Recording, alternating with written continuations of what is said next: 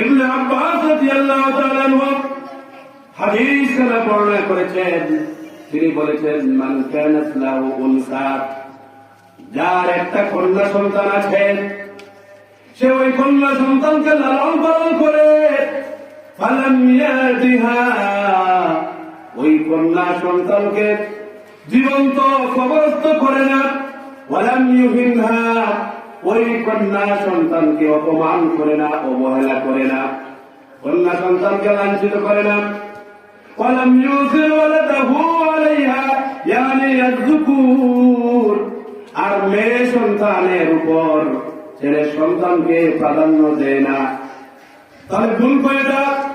এক নম্বর গুণ হল কন্যা সন্তান জন্মগ্রহণ করার পর জীবন্ত কবরস্থ করে না। দুই নম্বর গুণ হল কন্যা সন্তানকে অপমান করে না, অবহেলা করে না, নেগলেক্ট করে না। তিন নম্বর গুণ হল মেয়েটার উপর ছেলেকে প্রাধান্য দেয় না, অর্থাৎ ছেলেকে যেমনি ভাবে মায়া মহব্বত করে ভালোবাসে, মেয়েকে ঠিক তেমনি ভাবে সমান চোখে দেখে, সমান চোখে ভালোবাসে। এই তিনটা গুণ যেই ব্যক্তির হবে, যে পিতামাতার হবে, আল্লাহ নবী বলেছেন, আদখালাহুল্লাহুল জান্নাহ, আল্লাহ রাব্বুল আলামিন ওই পিতামাতাকে, ওই ব্যক্তিকে জান্নাতে প্রবেশ করাবেন। সুবহানাল্লাহ। তাহলে কন্যা সন্তান হিসাবে মেয়েদের মর্যাদা আছে না নাই? এরপরে নবীজি বলেছেন, মুসলিম শরীফের একটা হাদিস, খাদিমুন নবী وعن انس بن مالك رضي الله تعالى قال قال رسول الله صلى الله عليه وسلم من عال جاريتين حتى تبلغا جاء يوم القيامة أنا وهو هكذا وضم أصابعه. الله أكبر. মুসলিম শরীফের হাদিস, হযরত আনাস রাদিয়াল্লাহু তাআলা আনহু থেকে হাদিস বর্ণিত।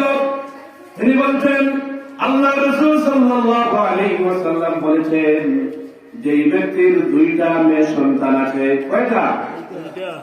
যেই ব্যক্তির দুইটা মেয়ে সন্তান আছে, ওই দুই মেয়ে সন্তানের লালন পালন করে, হাত্তা তাবলুগা, এমনকি মেয়েরা বালেগ পর্যন্ত, বালেগা পর্যন্ত, পূর্ণ প্রাপ্ত বয়স্কা পর্যন্ত যে ব্যক্তি দুইটা কন্যা সন্তানের লালন পালন করবে, নবীজি বলেছেন, কিয়ামতের দিন মেয়ে সন্তানের লালন পালনকারী পিতা, দুইটা মেয়ে সন্তানের লালন পালনকারী পিতা মাতা আর আমি নবী এইভাবে কাছাকাছি থাকবো।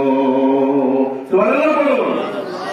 নবীজি এইভাবে দুইটা আঙ্গুলকে একত্র করে দেখালেন, বললেন, এই যে একটা আঙ্গুল, এই যে একটা আঙ্গুল, এইভাবে নবীজি ফাঁকা দুইটা আঙ্গুলকে একত্রিত করে দেখালেন যে কিয়ামতের দিন দুইটা মেয়ে কন্যা সন্তানের লালন পালনকারী পিতা মাতা আর আমি বিশ্ব নবী, দয়ার নবী, রহমতের নবী একসাথে থাকবো।